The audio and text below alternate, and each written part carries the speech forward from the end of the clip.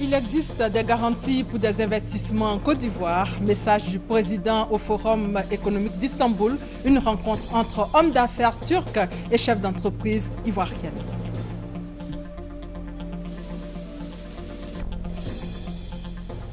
On fera dans ce 13h le point de la 3e journée des assises de la jeunesse où 4 ministres ont partagé leur expérience avec des demandeurs d'emploi. En tout cas, il y a de l'espoir pour la jeunesse ivoirienne.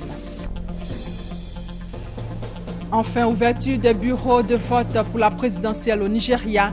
Parmi les 14 candidats en lice, l'actuel président Goodluck Jonathan et l'ancien chef de l'État Muhammadu Buhari.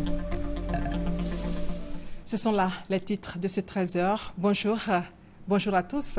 C'est un journal qui sera encore dominé par la visite officielle du président en Turquie, visite marquée par la signature de 8 accords de coopération dans les domaines de la sécurité, de l'éducation et du tourisme. Accords signés par les 2 chefs d'État, le président Alassane Ouattara et son homologue turc Erdogan. Abiba Dambélé, notre envoyé spécial.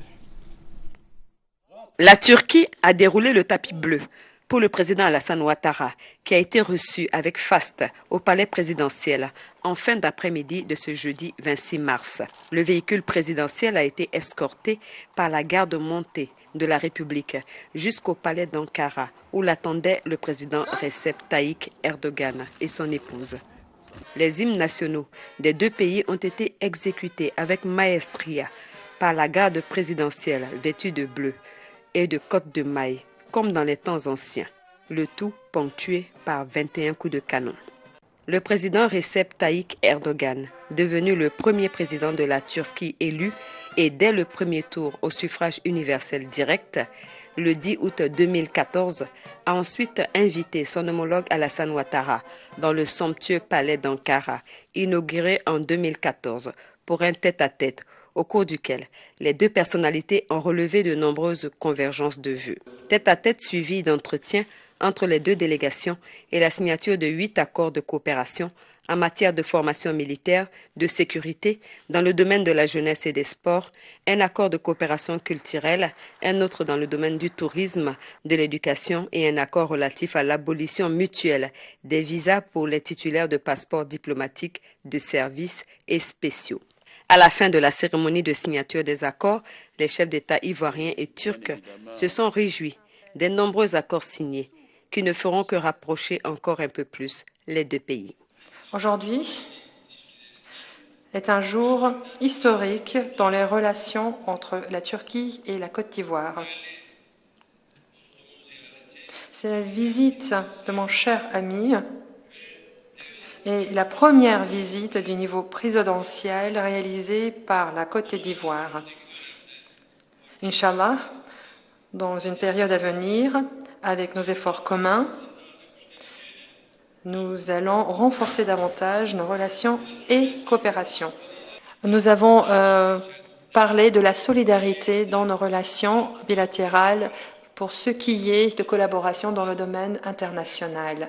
Nous nous sommes mis d'accord à ce sujet également. Nous avons la volonté commune, mutuelle, et cette volonté, je le souhaite, se reflétera dans les niveaux culturels, sécuritaires, dans la lutte contre le terrorisme. Donc dans tous les domaines, cette volonté renforcera nos relations dans tous les autres. Nous avons comme objectif 1 milliard de dollars pour le volume commercial. Ce chiffre peut être atteint par la Côte d'Ivoire et la Turquie. C'est cette détermination que nous allons mettre en œuvre dans les années prochaines. Le président Alassane Ouattara a fait une belle présentation de son pays, la Côte d'Ivoire, et des opportunités d'affaires.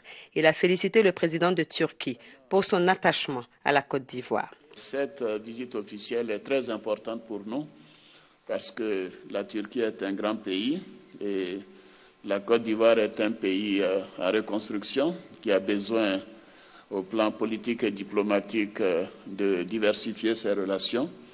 Et bien évidemment, dès mon arrivée à la présidence de la République, j'ai estimé que ce n'était pas normal qu'avec un grand pays comme la Turquie, nous n'ayons pas d'ambassade dans ce pays.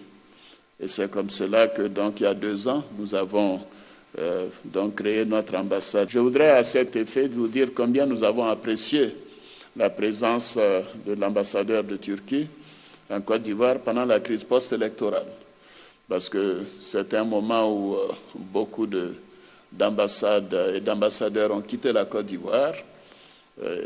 Donc c'est en ces moments difficiles que l'on découvre quels sont nos amis.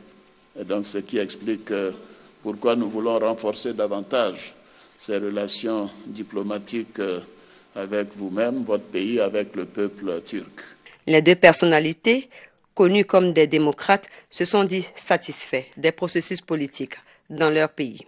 Au mois d'octobre prochain, il y aura en Côte d'Ivoire des élections présidentielles et je souhaite dès à présent à mon très cher ami un très grand succès. Je suis sûre et certain qu'il n'aura aucune difficulté, mais j'aimerais quand même exprimer mes vœux de succès. Je voudrais vous dire que nous sommes très satisfaits de cette rencontre.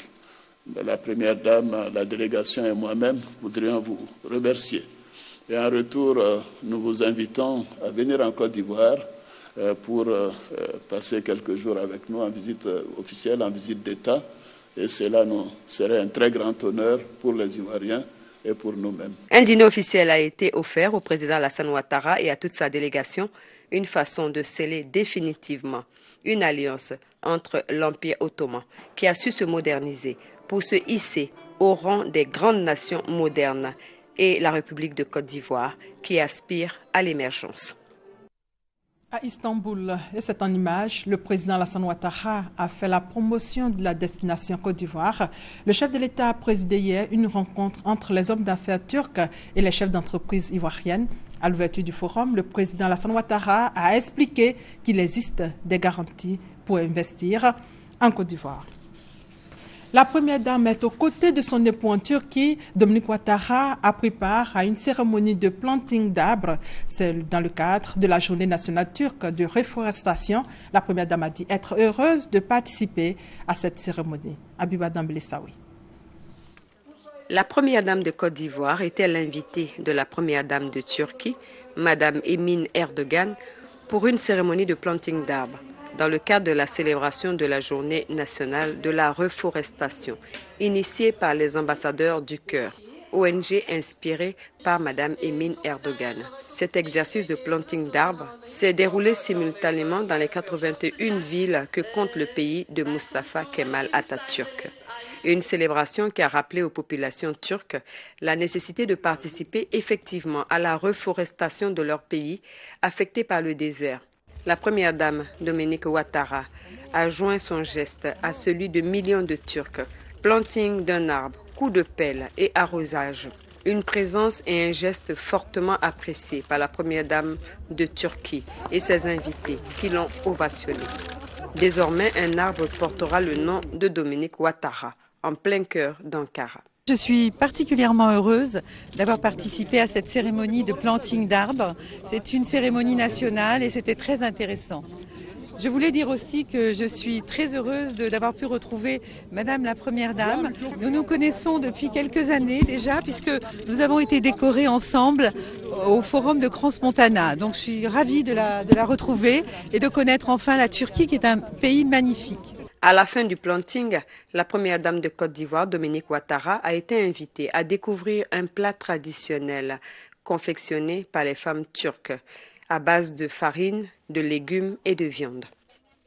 Changeons de sujet pour dire qu'ici, à l'Assemblée nationale, le projet de loi sur la modification du code électoral a été adopté en commission devant les parlementaires. Le ministre d'État, ministre de l'Intérieur, Ahmed Bakayoko, a expliqué que cette loi permettra de mettre fin aux crises liées aux élections en Côte d'Ivoire. On fait le point avec Léon Brou.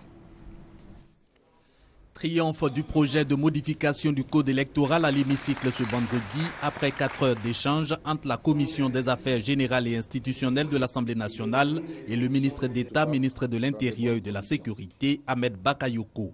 Un plébiscite, résultat des innovations proposées par ce projet de nouveau code électoral, arrêt de la publication de la liste définitive des candidats au plus tard 45 jours avant le premier tour du scrutin présidentiel contre 15 jours auparavant, fixation du délai de transmission par la CEI des procès-verbaux de résultats au Conseil constitutionnel à 3 jours après la proclamation des résultats et non plus 3 jours suivant le scrutin.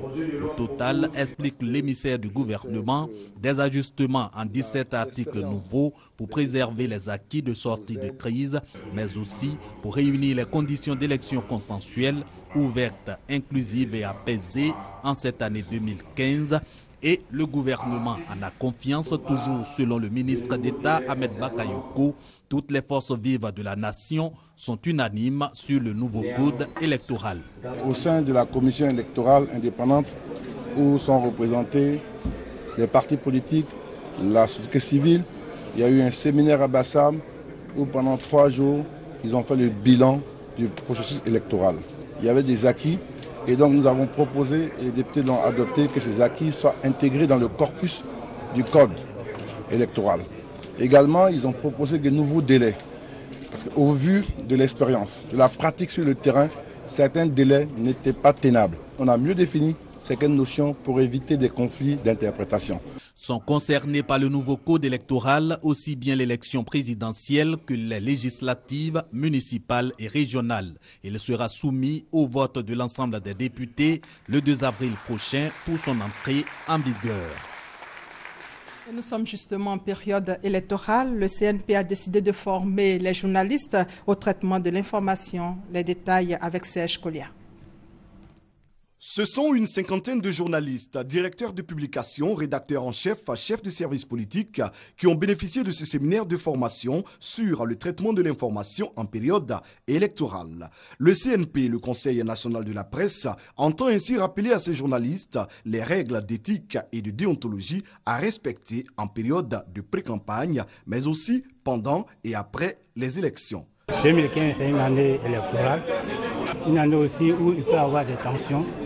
Donc notre mission, c'est d'aider la presse, en tout cas à accompagner ce processus de façon apaisée. Les élections passées, celles de 2010, les journalistes, en tout cas au premier tour de ces élections-là, avaient couvert de façon professionnelle la période électorale. Sauf qu'au deuxième tour, nous savons tout ce qui s'est passé avec la suite que nous connaissons, c'est-à-dire la crise post-électorale. Mais je pense que c'est toujours pédagogique de rappeler certaines règles aux journalistes et de leur permettre en tout cas de s'armer pour aborder l'échéance à venir. L'initiative est saluée par les journalistes qui ont participé à ce séminaire. Le CNP, tirant certainement les leçons de ce qui s'est passé en 2010, a pris le taureau par les cornes en initiant cette formation-là. Et vous avez vu la participation, l'engouement que ce séminaire a suscité aussi bien au niveau de la presse indépendante, de la presse proche des partis politiques, aussi bien de gauche que de droite. Plusieurs questions relatives à la collecte, au traitement et à la publication d'informations en période électorale ont été abordées. Le CNP a décidé de multiplier les actions afin d'amener les journalistes ivoiriens à jouer pleinement leur rôle en toute impartialité en cette période électorale 2015. Nous allons maintenant visiter les nouvelles infrastructures de santé. Le Premier ministre Daniel Kablan-Duncan, accompagné de la ministre de la Santé et de la lutte contre le sida, Raymond Goudou Kofi, était hier sur le terrain pour voir l'état d'avancement des travaux. Notre reporter sur place était Christelle Mela. Marathon santé ce 27 mars pour le Premier ministre Daniel Kablan-Duncan. À ses côtés, la ministre de la Santé et de la lutte contre le sida, Raymond Kofi Goudou. 3 chantiers hospitaliers passés au crible, le nouvel hôpital Saint-Jean-Baptiste de Tiassal-et-Bodo, les urgences du CHU de Cocody et l'hôpital général d'Angré. Le président de la République a demandé que la mise en place de la CMU, la couverture maladie universelle, se fasse. Et pour que ça puisse être opérationnel, il faut que les centres de santé, de manière globale, puissent être opérationnels. Donc avec Madame le ministre, nous avons décidé de voir un peu comment avance un certain nombre de travaux, de manière à s'assurer que dans des délais qui pourront donc être convenus, on puisse terminer donc ces grands chantiers qui vont aider les populations donc à se faire soigner dans de bonnes conditions. Première étape de cette visite, l'hôpital Saint-Jean-Baptiste de Thias-Salé-Bodo. Géré par l'Ordre de Malte avec du personnel à moitié issu du public, c'est un établissement privé confessionnel qui couvrira une région de plus de 250 000 habitants. D'une valeur de 5,4 milliards de francs CFA, il dispensera des soins en médecine générale, gynécologie obstétrique, pédiatrie et chirurgie. Un service d'urgence médico-chirurgicale permettra aussi de prendre en charge plus rapidement les victimes d'accidents de la route de cette zone. Deuxième étape de ce parcours santé, les urgences du CHU de Cocody à Abidjan. Le Premier ministre s'est informé de l'avancée des travaux de réhabilitation et de rééquipement.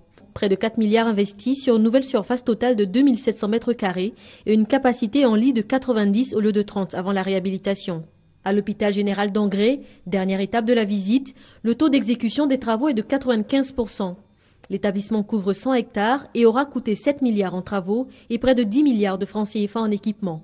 La politique, c'est de faire en sorte que nos différents CHU soient désengorgés, mais pour cela, il faut mettre en place des infrastructures sanitaires capables de recevoir donc certaines urgences qui ne sont pas des urgences spécifiques, qui ne nécessitent pas qu'on les envoie particulièrement dans les CHU. De nouvelles structures sanitaires et une réhabilité qui viennent augmenter les capacités d'accueil et la qualité des soins du système sanitaire ivoirien. Les dates de livraison de ces établissements se situent entre fin avril et fin juillet 2015. Intéressons-nous maintenant à la 3e journée des assises de la jeunesse. Les demandeurs d'emploi ont pu discuter, échanger avec 4 ministres du gouvernement. Ils ont parlé de leurs difficultés. Des mesures ont été annoncées pour lutter contre le chômage des jeunes. Ben Touré et Hamza Diaby.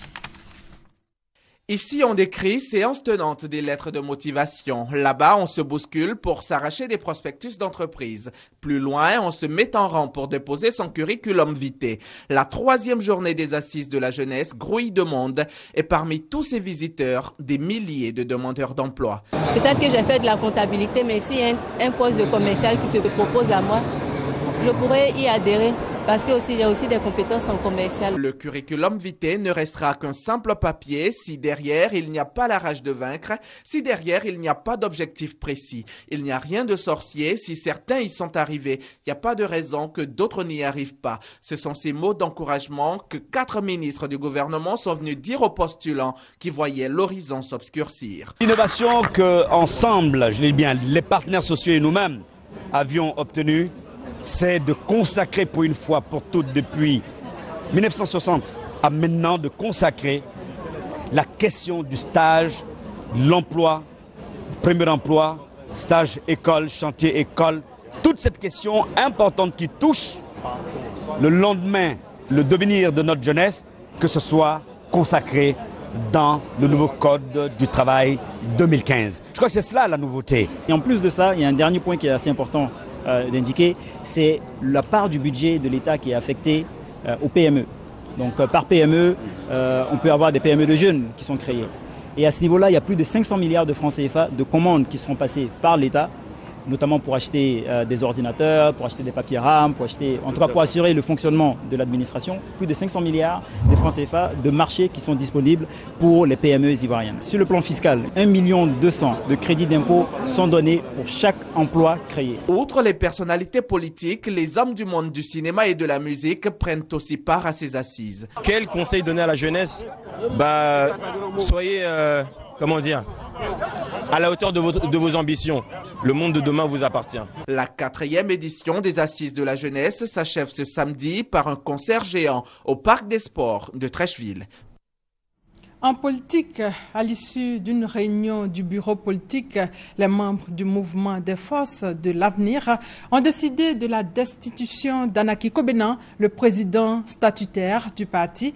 Le nouveau président intérimaire s'appelle Anzoumana Moutaye. Je vous propose d'écouter la déclaration finale du bureau politique. Sur convocation du président Anaki Kobenan innocent, le bureau politique s'est réuni ce jeudi 26 mars 2015 au siège du dit parti. La réunion prévue pour 15 heures s'est finalement tenue de 17h30 à 18h30. Considérant que la réunion a été convoquée en violation des dispositions des statuts et règlements intérieurs du parti, considérant que le camarade Anaki Kobenan, qui a lui-même convoqué la réunion a brillé par son absence, montrant ainsi qu'il n'a aucune considération pour les instances du parti et pour les militants et militantes. Considérant qu'en dépit de son absence, constatée par huissier, le camarade Anaki Kobedan a pu produire des déclarations unilatérales au nom des instances du parti, lesquelles déclarations déposées auprès de certains organes de presse pour publication. Considérant que le camarade Anaki Kobedan n'est pas à sa première tentative d'usage des faux, le bureau politique décide de ce qui suit. 1. Le camarade Anaki Kobedan innocent est suspendu de ses fonctions de président du mouvement des forces d'avenir MFA jusqu'au premier congrès extraordinaire qui s'y tiendra au plus tard le 15 avril 2015. Le camarade Andrew Pascal, précédemment secrétaire général du parti, est suspendu de toutes ses activités au nom du MFA. Le camarade Kay Luis Jonas Gary, secrétaire général adjoint chargé des délégations et des élections, est suspendu de toute activité au nom du MFA. 2. Le bureau politique donne mandat au vice-président Moutaye Anzoumana pour conduire la destinée du mouvement des forces d'avenir en qualité de président du MFA par intérim et de le représenter partout où besoin sera jusqu'au premier congrès extraordinaire. C'était là la déclaration du MFA à l'issue d'une réunion du bureau politique. Cérémonie du mérite dans l'armée ivoirienne. Ce sont plus de 500 personnes de tout corps confondus et personnels de l'armée qui étaient à l'honneur. On fait le point avec Adama Kamagaté et Abou Sanogo. L'excellence et le mérite célébrés à l'état-major général des forces républicaines de Côte d'Ivoire. 551 militaires de la première région et personnel des forces armées distingués à la place d'armes de l'état-major général. Ils y reçoivent respectivement les médailles de chevalier de l'ordre national, de chevalier du mérite ivoirien et des forces armées. Ce pour leur dévouement et leur sérieux à la tâche. Ces distinctions, selon le commandant des unités de la première région, le colonel Célestin Yaha, vient couronner la conscience professionnelle de ces hommes. La décoration dont vous êtes l'objet aujourd'hui, au-delà du symbolisme des qualifications qui l'enveloppent, est une véritable invite à plus d'abnégation, de rigueur et de dévouement au travail, bref, à plus de conscience professionnelle. Des propos corroborés par le représentant du général de corps d'armée Soumaïla Bakayoko, chef d'état-major général des forces républicaines de Côte d'Ivoire. La cérémonie de ce jour revêt pour nous une importance éminemment symbolique, car elle nous donne l'opportunité de nous rendre à l'évidence que nous sommes suivis, appréciés et encouragés. Qu'il s'agit d'honorer ce jour des valeureux militaires et civils qui sont distingués par leur implication professionnelle au service des armes de la Côte d'Ivoire. Pour les récipiendaires, c'est un sentiment de fierté qui les anime. Fierté de ce que leur dévouement au travail est enfin récompensé. Lorsqu'on a mis tout son temps à la disposition d'une institution et vers la fin, la hiérarchie reconnaît que vous avez bien fait et qu'on vous donne une distinction, cela fait plaisir. L'armée vient ici de célébrer les plus méritants de ces hommes. Un défilé des troupes a mis fin à la cérémonie. Dans la région du Guémon, nombreux villages ont payé un lourd tribut des différentes crises qui ont secoué la Côte d'Ivoire. Aujourd'hui, c'est le retour à la normalité dans un contexte de paix retrouvée. Des villages comme Djirouzou et Deblobi en sont des exemples. Ils ont pu bénéficier du PAPC, projet d'assistance post-conflit. Le constat de Jeanne Toubé. Ce bâtiment en voie d'achèvement est le centre polyvalent de Théou, village dans la région du Cavali. L'ouvrage est l'un des signes du relèvement de cette jeune sous-préfecture où les marques de la crise sont encore visibles. Ici et là, on reconstruit. Théou revit grâce au retour progressif de ces populations qui, sur place, bénéficient d'un cadre et de commodités de vie meilleurs. grâce à l'assistance du PAPC, programme d'assistance post-conflit. Le PAPC est là pour nous aider. Ils sont là avec nous. Ils nous tiennent avec les deux bras. Ce qu'ils nous disent, on le fait. Ce que nous, on dit aussi, ils le font. Il y a l'évolution, le développement du village et chacun est beaucoup occupé. Ça fait que non, tout le monde, les enfants qui faisaient certaines choses ont changé et tout le monde travaille bien. Tout le monde travaille bien pour que le village soit moderne et on remercie beaucoup le PAPC pour cela. Théon fait partie des 20 villages où intervient le PAPC dans le département de Bloléquin. Dans cette partie de l'ouest ivoirien, les populations ont énormément bénéficié des projets financés par cette structure sous tutelle du cabinet du Premier ministre. À Théon, outre les infrastructures socio-économiques, éducatives et sanitaires, les acquis au plan individuel sont aussi nombreux. Les populations sont insérées dans le tissu économique, assurées de mener une activité génératrice de revenus. Expression de leurs besoins et à leurs propres demandes. Et pour coordonner le tout, un comité de développement communautaire CDC a été mis sur pied avec pour membres des représentants de chaque communauté. Un merveilleux instrument de cohésion sociale et cadre d'élaboration des projets pour le développement et le bien-être des populations de Théon. On a mis en place un programme de cohésion sociale qui leur a permis de se parler, de se désarmer, de désarmer le cœur. Les besoins sont illimités, les ressources sont limitées. Il faut donc des financements complémentaires pour satisfaire le lot de personnes que vous avez dans notre village. À Théon, c'est de dire à toutes les communautés, toute la jeunesse de Théon de travailler, de s'approprier les projets du PAPC parce que le pays actuellement est en train d'amorcer un développement, l'émergence. Théon, nouvelle sous-préfecture, est dans une dynamique de transformation. Le PAPC a beaucoup fait, mais il reste encore trop à faire, à commencer par la route. La route, voie d'accès au développement. Une journée de la solidarité et de la cohésion sociale organisée par le réseau des associations des femmes actives d'Afrique. Cette journée a été organisée à la place Figayo de Yopougon et elle a permis à l'ONG de manifester sa solidarité à au moins 200 veuves à travers différents dons. Patricia Omouetia. Dans le kit reçu par chacune de ces veuves, du riz, de l'huile, tout un ensemble de produits alimentaires. Ces kits portent la marque du réseau des associations des femmes du monde rural. L'ONG manifeste ainsi sa solidarité aux veuves et à différentes associations qui l'accueillent bien. Cette journée démontre la cohésion entre les femmes. La présidence a prouvé aux femmes que nous pouvons nous unir et nous entraider. Le RAFA, créé en 2012, regroupe 285 associations et compte 205 000 membres. Le réseau, souligne sa présidente Koné Antoinette, est sensible à la cause des faibles, des démunis et des affligés.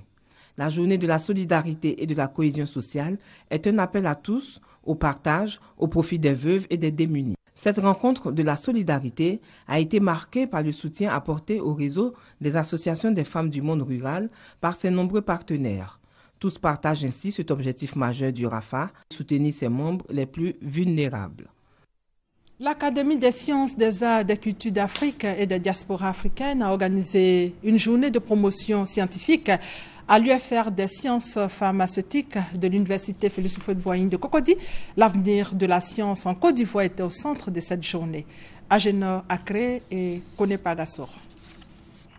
L'avenir de la science en Côte d'Ivoire. Cette question était au cœur des réflexions de la journée de promotion de la recherche scientifique. Une rencontre initiée par l'Académie des sciences, des arts, des cultures d'Afrique et des diasporas africaines, ASCAD. Nous constatons aujourd'hui que dans nos sociétés, la science est un peu négligée par méconnaissance de la population.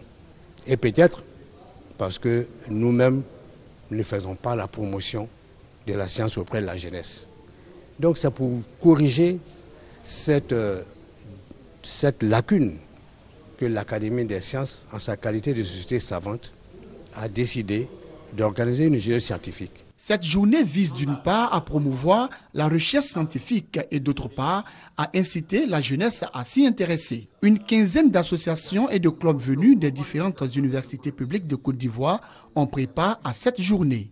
On ne pense pas développement, on ne pense pas émergence sans penser science, sans penser la jeunesse au niveau de la science. Et la jeunesse, véritablement, au niveau de la science, c'est les clubs scientifiques, c'est les associations scientifiques. Donc c'est de bonne guerre que l'ASCAD intègre aujourd'hui les jeunes au niveau des clubs et associations scientifiques dans le développement ivoirien. L'ASCAD compte à son sein plusieurs domaines dont les sciences juridiques, économiques, exactes et naturelles. Pour cette première édition des journées de promotion de la science, ce sont les sciences naturelles qui étaient à l'honneur. Plusieurs villages dans le département de Bondoukou ont été honorés. Ce sont les villages qui ont mis fin à la défécation à l'air libre, rendant ainsi leur environnement sain. C'est une initiative de l'ONG MAP International. Thérèse Tapéoboué. Ce sont au total 16 villages du département de Bondoukou qui étaient à l'honneur.